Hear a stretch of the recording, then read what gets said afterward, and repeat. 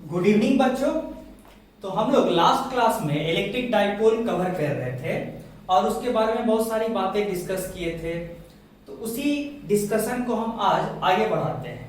हम last class में जो लास्ट टॉपिक डिस्कस कर रहे थे वो था इलेक्ट्रिक डाइपोल की वजह से पोटेंशियल और फील्ड पे हम चर्चा नहीं कर पाए थे। इलेक्ट्रिक डाइपोल की वजह से जो पोटेंशियल था वो हम लिख पाए थे। याद कीजिए, जैसे मान लीजिए ये है डाइपोल,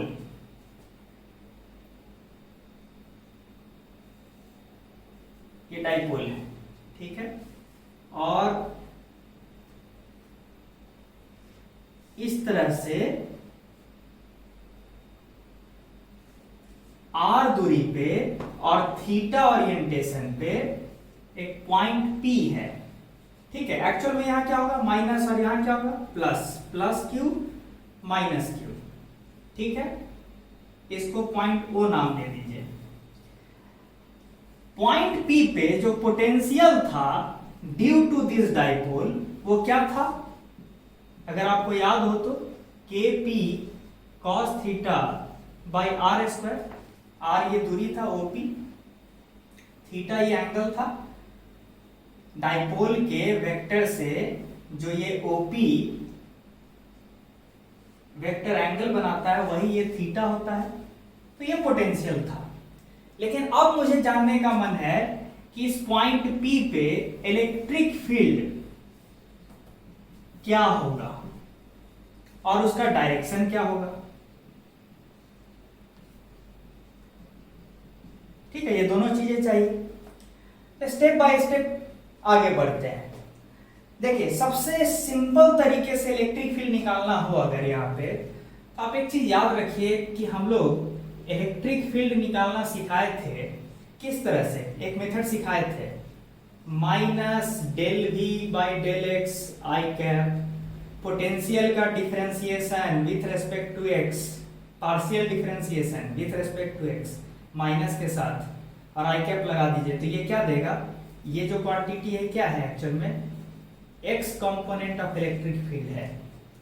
उसी तरीके से minus del V by del X del Y sorry और J cap minus del V by del Z के कैप। ये जो है डेरिवेशन पहले हो चुका है। ये कौन सा कंपोनेंट देता है, minus del V by del y, y component of electric field देता है, और ये क्या देता है, z component of electric field. तो आपको ये डेरिवेशन हम पहले ही दे चुके हैं कि how to find the strength of electric field if you know the expression for potential. अगर आपको potential as a function of x y z पता हो तो आप इसका सहारा लेके क्या बता सकते हैं, इलेक्ट्रिक फील्ड। अच्छा, हम इसी लॉजिक का यूज करके हम यहां पे इलेक्ट्रिक फील्ड निकालेंगे।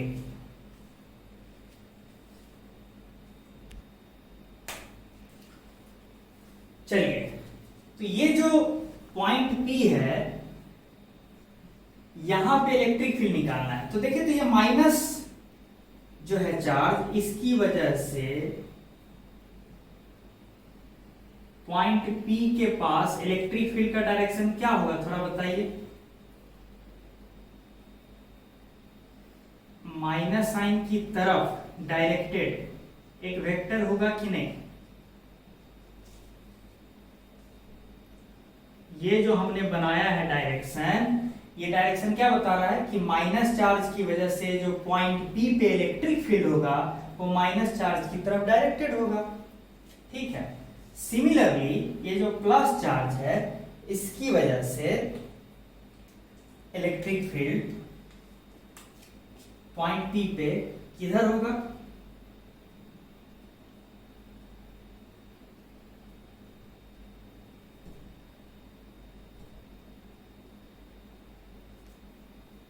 कुछ इस तरह से होगा, ठीक है। Directed away from plus charge, electric field due to a plus charge at a given point is directed away from the charge। ये दिखा दिए। तो क्लियर है कि ये जो रेड वेक्टर है और जो ब्लू वेक्टर है उसका जो रिजल्टेंट होगा कुछ, ठीक है, वो रिजल्टेंट कैसे निकालेंगे हम लोग? ऐसे पैरेललोग्राम लो, पैरेललोग्राम कंप्लीट कर लीजिए।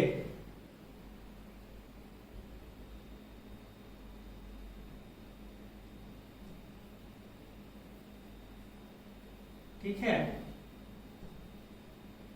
इस तरह से,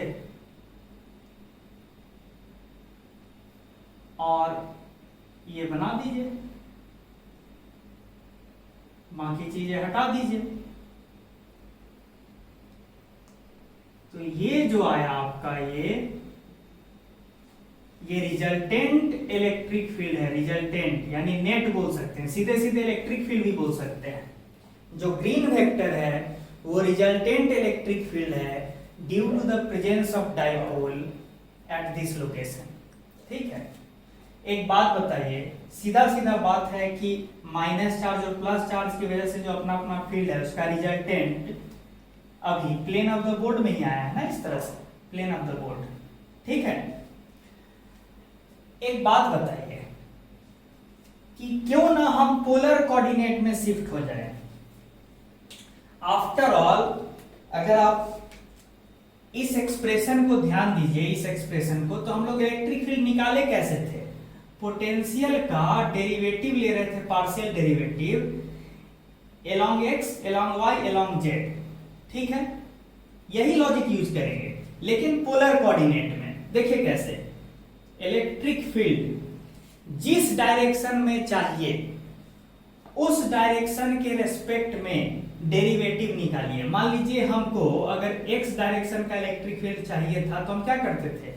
पोटेंशियल का पार्शियल डेरिवेटिव लेते थे विथ रिस्पेक्ट टू एक्स और माइनस साइन लगा देते थे और आई कैप।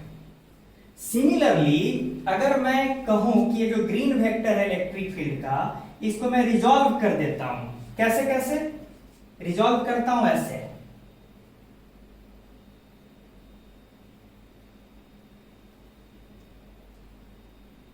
ठीक है, रिजॉल्व करता हूं मैं इस तरह से कि एलोंग, ये देख रहे हैं ये क्या है? ये आर वेक्टर के एलोंग है, position vector of point P के एलोंग है ये। तो I have resolved the electric field along r direction and in a direction perpendicular to r, जिसको आप ई थीटा भी बोल सकते हैं। तो मैंने क्या किया है कि जो रिजल्टेंट इलेक्ट्रिक फील्ड था उसको दो म्यूचुअली परपेंडिकुलर कंपोनेंट्स में इस तरह से तोड़ दिया। एक कंपोनेंट किसके अलोंग लिया? Position vector of point P के अलोंग लिया, ई आर।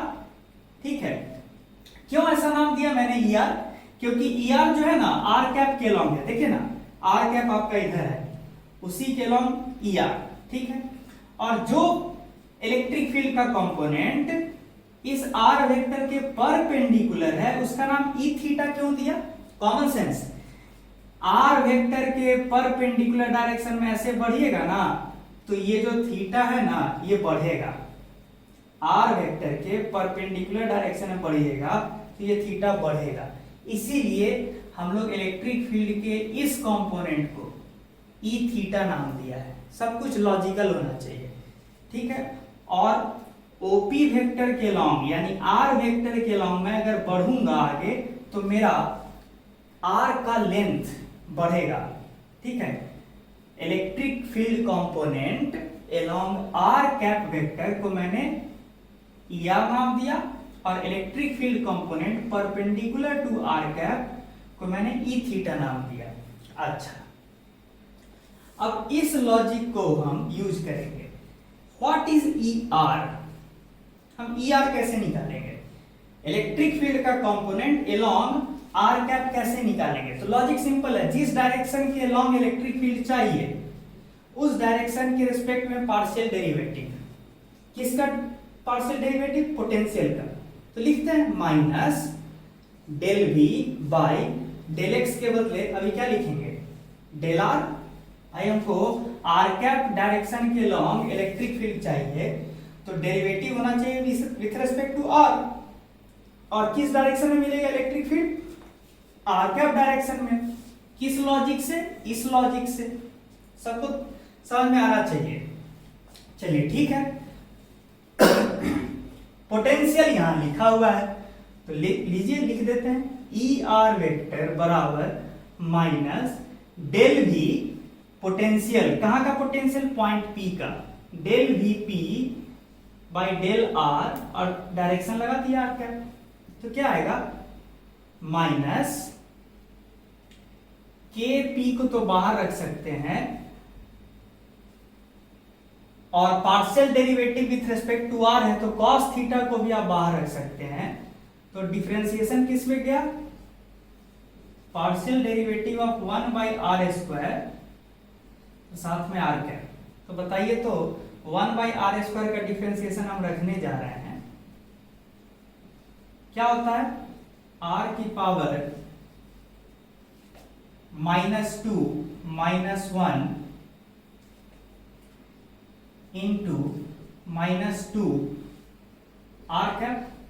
आइए डेरिवेटिव लिखे हैं, पार्शियल डेरिवेटिव लिखे हैं किसका, 1 बाई आर स्क्वायर का विथ रेस्पेक्ट टू आर। ये कितना निकल के आया, 2 k p cos theta by are cube, और डायरेक्शन लिख दीजिए आर कैप।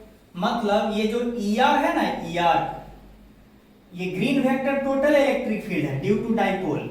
इस टोटल इलेक्ट्रिक फील्ड का एक कंपोनेंट ई आर है, वो आप निकाल लिए।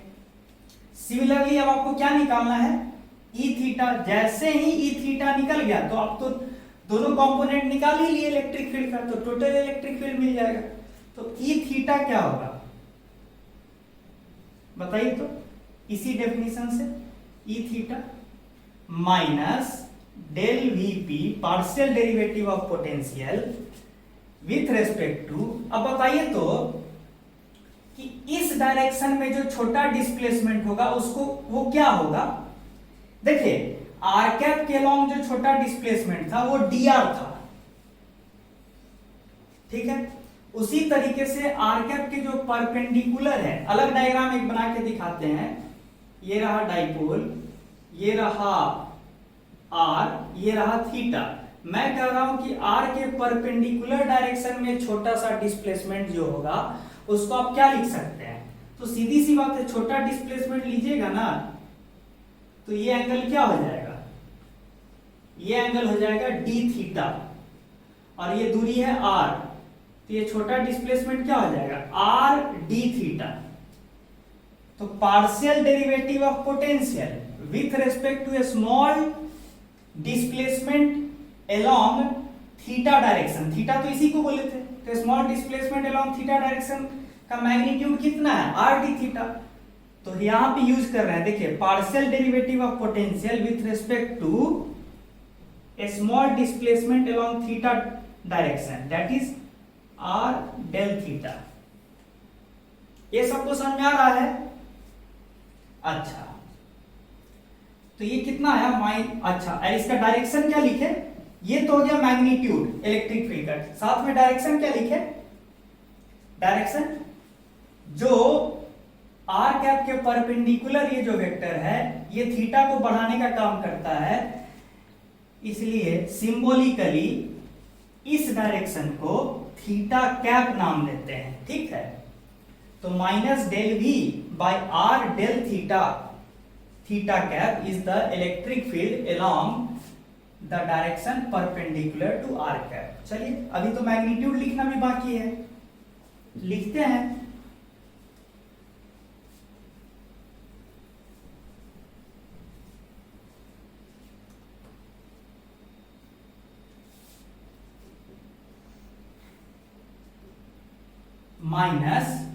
-1/r partial derivative with respect to theta, किस चीज का, kp cos theta by are square, और डायरेक्शन देना है थीटा का, तो कितना आया -1/r kp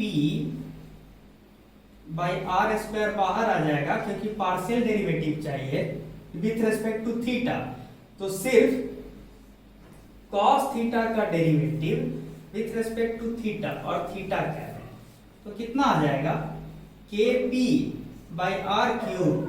कॉस थीटा का डेरिवेटिव होता है माइनस साइन थीटा, तो माइनस माइनस लिख प्लस, तो sine theta theta cap.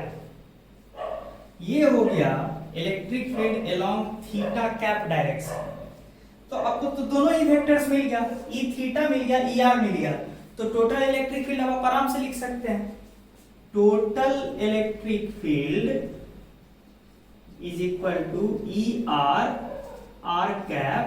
E R का मैग्नीट्यूड यहां रहा ना, ये रहा ई आर आर कैप, या फिर इसको ऐसे भी लिख सकते हैं प्लस ई थीटा वेक्टर, और दोनों वेक्टर आप लिख चुके हैं, ये रहा ई थीटा और ये रहा ई आर, दोनों आप यहां लिख लीजिए, तो ये हो गया ई टोटल। तो आपने पुराना जो पढ़ा था कभी थ्योरी में उसका इस्तेमाल करके आज आप बड़े आसानी से electric field due to dipole at a particular point P निकाल पा रहे हैं, ठीक है।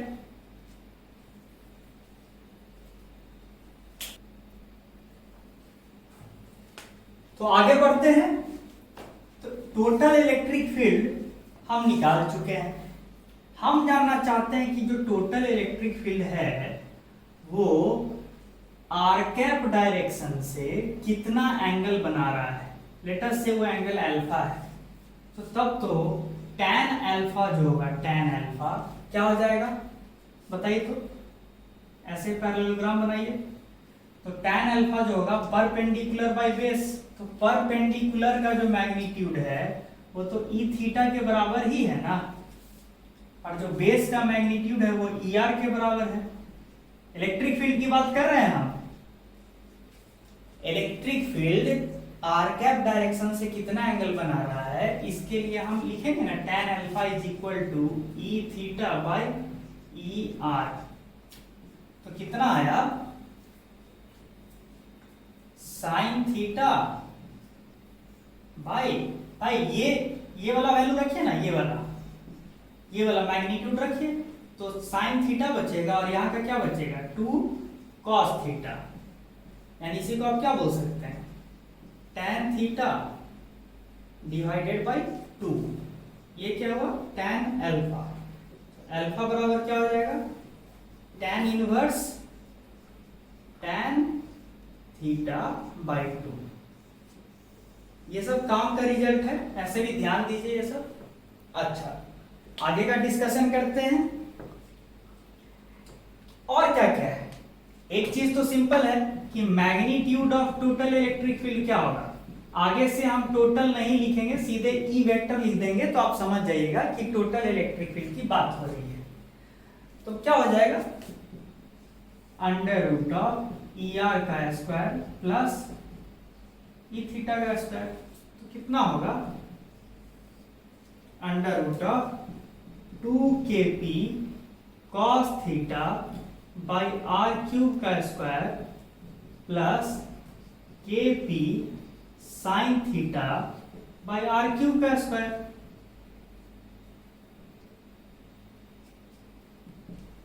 तो क्या क्या निकलेगा बाहर निकल जाएगा kp बाई आर क्यूब, बाहर निकल जाएगा, अंदर क्या बचेगा 4 cos square theta plus sine square theta.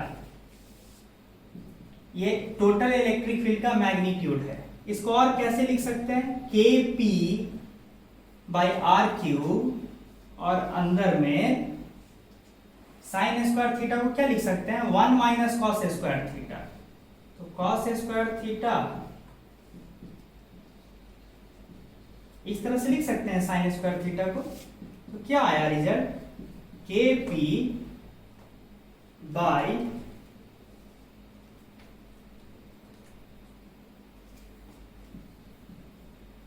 Are cube under root of 3 cos square theta plus 1। ये टोटल इलेक्ट्रिक फील्ड का मैग्नीट्यूड हुआ। और डायरेक्शन तो आप इधर से बता ही दिए। अच्छा, इस एक्सप्रेशन को देख के आपको क्या समझ में आ रहा है कि cos थीटा का मैक्सिमम वैल्यू क्या हो सकता है, 1। तो मैक्सिमम मैग्नीट्यूड जो पॉसिबल होगा इलेक्ट्रिक फील्ड का eight a given distance r, वो कब होगा, E max, ऐसे लिखना चाहिए, for a given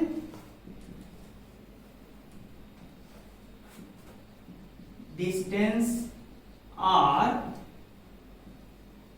maximum E occurs at theta is equal to 0. This implies that E max बराबर Kp by R cube under root of 3 + 1 4 होता है। तो सीधे सीधे कितना रिजल्ट आएगा, 2Kp by R cube। ये maximum value of electric field possible है due to dipole at a given distance r। r कहां से मेजर कर रहे हैं, ये जो ज्योमेट्रिक सेंटर है डाइपोल को वहां से मेजर कर रहे हैं r को, ठीक है। तो थीटा जब 0 होगा यानी कि ये OP लाइन जो है किधर किधर की ओर हो जाए लाइन, डाइपोल के लॉन्ग, मतलब डाइपोल के लॉन्ग ही r डिस्टेंस पे, ये डाइपोल के लॉन्ग ही r डिस्टेंस पे जो पॉइंट होगा ना, वहां पे इलेक्ट्रिक फील्ड का स्ट्रेंथ मैक्सिमम होगा। इसके अलावा r डिस्टेंस पे कहीं पे चले जाइए स्पेस में, इलेक्ट्रिक फील्ड का स्ट्रेंथ कम ही आएगा, ठीक है। तो ये पूरा एनालिसिस हुआ आपका electric field due to dipole का।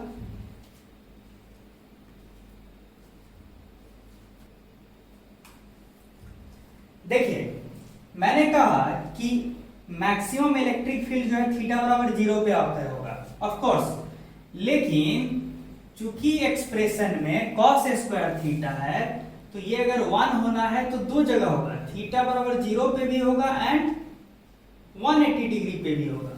तो in fact maximum E also occurs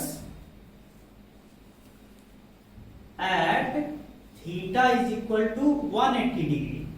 मतलब ऐसे ना होके, पॉइंट P का ओरिएंटेशन ये ना होके अगर इधर रहा होता, यहां इधर कहीं रहा होता पॉइंट P, इधर r डिस्टेंस पे, तो भी इलेक्ट्रिक फील्ड का स्ट्रेंथ मैक्सिमम रहा होता। क्यों, क्योंकि यहाँ पे cos स्क्वायर थीटा है, तो थीटा 0 हो या थीटा 180 डिग्री हो, एक पर्टिकुलर दूरी r पे या तो इधर या पीछे इलेक्ट्रिक फील्ड का स्ट्रेंथ मैक्सिमम होगा, ठीक है। ये चीज हुआ। अच्छा, मिनिमम कब ऑकर होगा, मिनिमम इलेक्ट्रिक फील्ड कब ऑकर होगा, भैया यहाँ cos स्क्वायर थीटा है, cos स्क्वायर थीटा एक स्क्वायर नंबर, एक पॉजिटिव नंबर होगा ना, क्योंकि स्क्वायर है। तो minimum electric field occurs when cos square theta becomes 0। कब होता है 0, जब थीटा क्या हो जाए 90 डिग्री। तो therefore minimum value of E for a given r क्या हो जाएगा, Kp by r cube under root of 3 into 0 plus 1, that is Kp by r cube। ये भी एक पॉइंट है।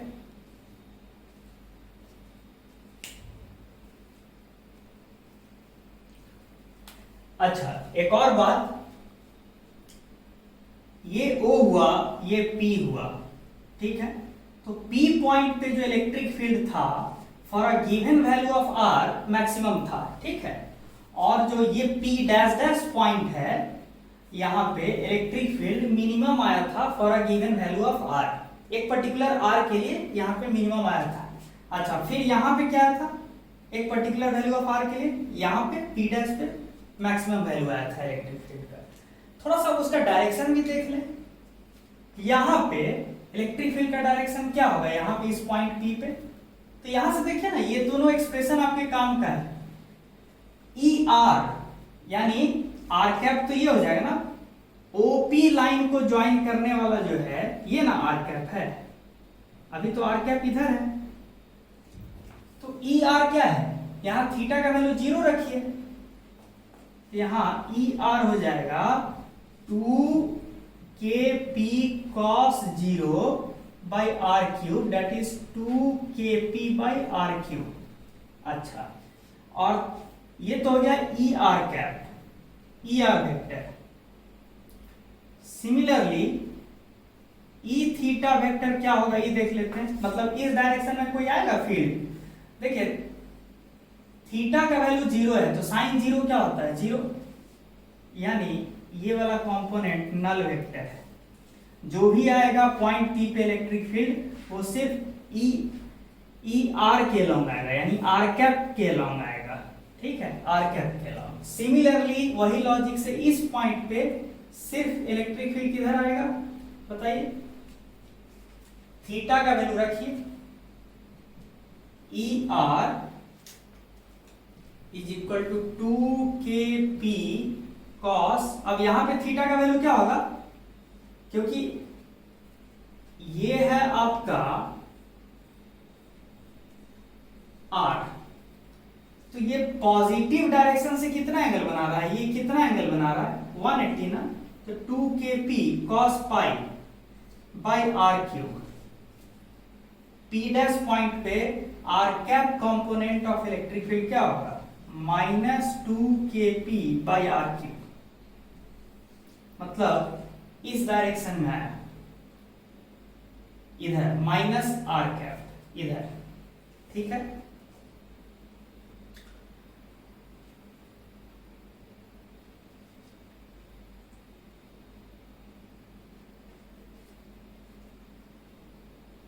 यहां पे कुछ देखने वाली बात है, यहां पे क्या डायरेक्शन आया है 2kp cos theta by are cube R cap.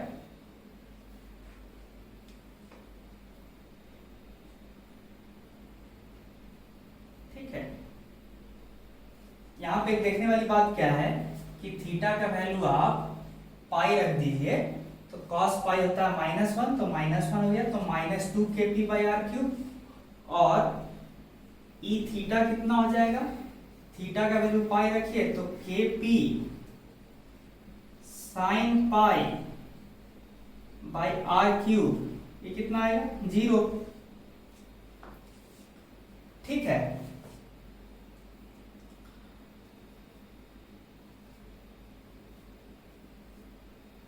तो ये स्थिति है।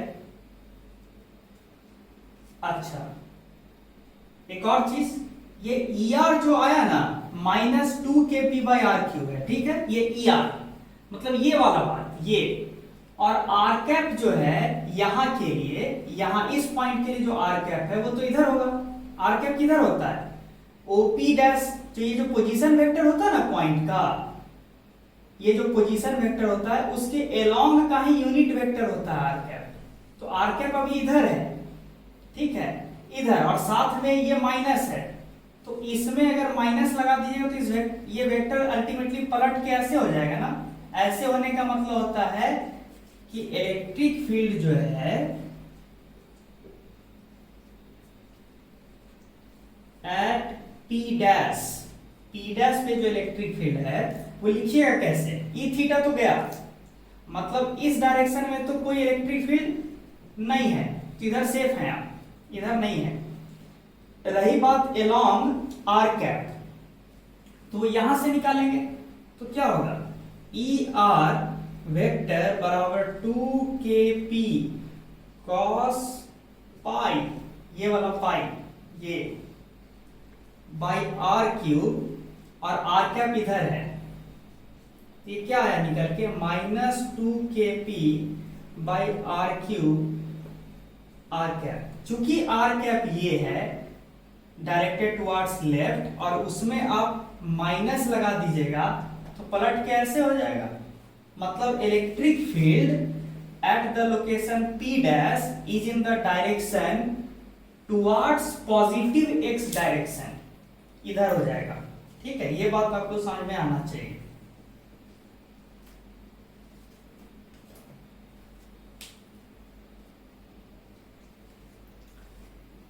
देखिए, electric field due to dipole at a given point P को हमने इस तरह से लिख दिया। इस इलेक्ट्रिक फील्ड को लिखने का एक और दूसरा भी तरीका है, उस पर ध्यान दीजिए।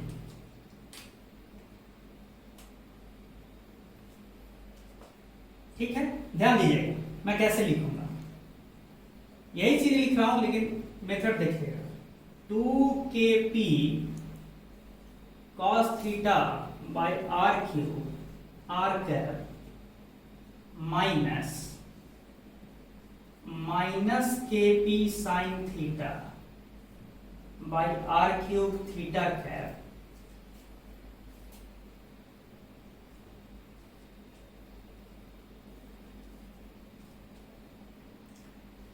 प्लस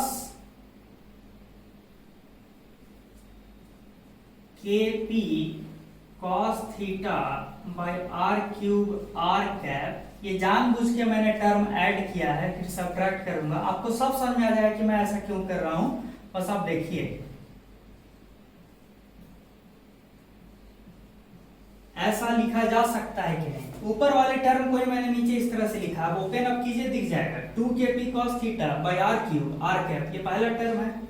माइनस माइनस मिलकर प्लस हो जाएगा kp sin theta by r cube theta cap, ये दूसरा टर्म है। ये टर्म मैंने ऐड किया है ना खुद से, तो सब्ट्रैक्ट भी कर दिया है। ठीक है, अब ध्यान दीजिए, ये क्या हो गया। इस चीज को जिसको मैंने इंक्लूड किया है इस तरह से ब्रैकेट करके, इस पे ध्यान देना है आपको। ठीक है, ये बड़ा इंपॉर्टेंट चीज है। उससे पहले आप इस वाले टर्म को ना बाहर निकाल लीजिए। तो minus minus plus minus minus plus kp cos theta by r cube r cap और 2kp cos theta by r cube r cap जोड़ दीजिए तो क्या बनेगा 3kp cos theta by r cube r cap. अच्छा, मतलब इसका रोल आप यहां पे जोड़ के खत्म कर दिए। अब बचा ये क्या बचा, सो देखिए माइनस kp cos थीटा, ये वाला टर्म पहले लिख रहे हैं, by r cube r cap minus kp sin theta by r cube theta cap. ठीक है, ये हुआ टोटल इलेक्ट्रिक फील्ड। अब ध्यान देने वाली बात क्या है, ये देखिएगा। अब ध्यान देने वाली बात क्या है, ये देखिएगा। ठीक है,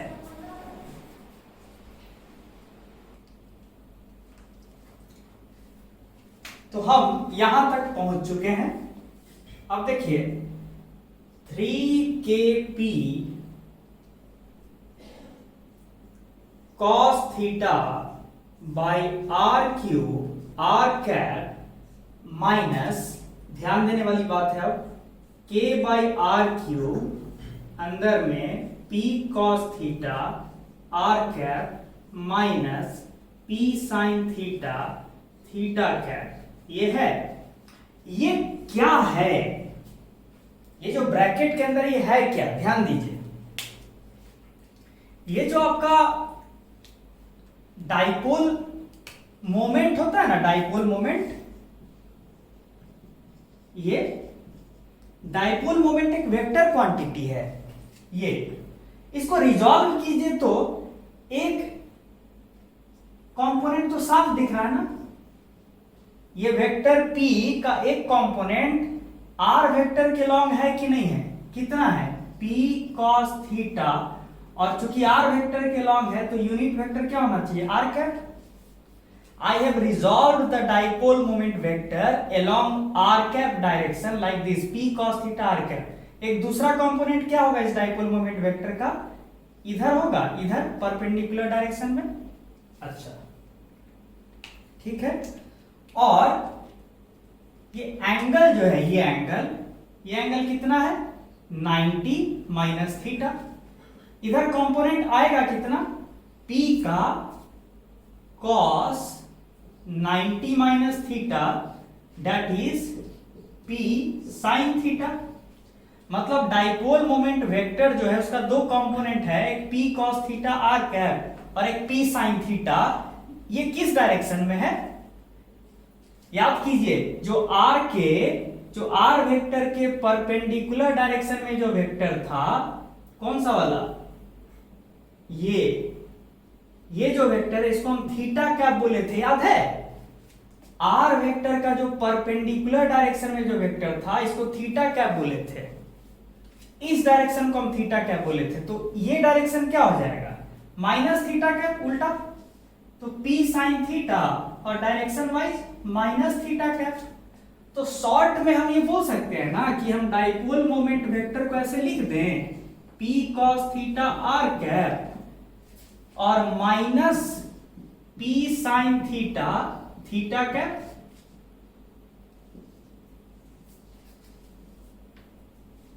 तो क्या यही क्वांटिटी यहां नहीं है, देखिए तो P cos theta r cap minus P sin theta theta cap.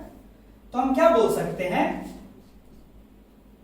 ये क्या है 3kp cos theta by r cube r cap minus k p vector by r cube. ये हुआ electric field due to dipole at a particular point p having position vector r, जो वहां दिखाए हैं eight an angle theta. ठीक है, ये सारा सिचुएशन है। अब देखिए P cos थीटा है क्या,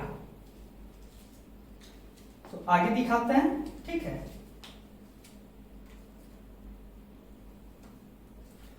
तो हम लोग देखें कि electric field due to dipole हम इस तरह से लिख लिए, ये वाला एक्सप्रेशन जो नीचे है ना उसी को मैंने यहां लिख दिया है। अब इसको मिटा देते हैं। अब देखिए ये P cos थीटा क्या है, डाइपोल मोमेंट वेक्टर का वो कंपोनेंट है P cos थीटा जो r कैप के अलॉन्ग है। तो क्या मैं इसको ऐसे नहीं लिख सकता 3k P cos थीटा को मैं ऐसे लिख दूं P डॉट r कैप।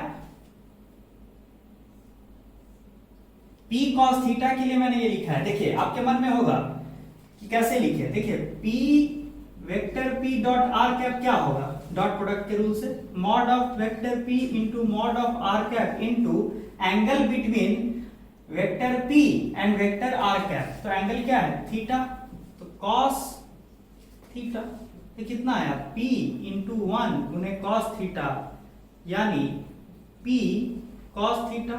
यही P cos थीटा को मैंने ऐसे लिखा है, साथ में क्या बैठा हुआ है r कैप, बाई क्या है r क्यूब, इधर क्या है minus k p by r cube.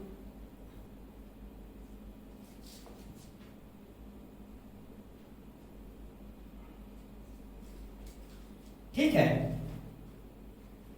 तो आप इलेक्ट्रिक फील्ड को इस तरह से भी लिख सकते हैं। ये भी कभी कभी फायदेमंद एक्सप्रेशन है। ठीक है, कभी कभी क्या होगा एग्जामिनर आपको सीधे डाइपोल मोमेंट वेक्टर दे देगा, डाइपोल मोमेंट वेक्टर P सीधे दे देगा और आपको क्या देगा कि एक पर्टिकुलर पॉइंट P है उसका भी वेक्टर फॉर्म में आपको दे देगा, मतलब आपको R वेक्टर दे देगा।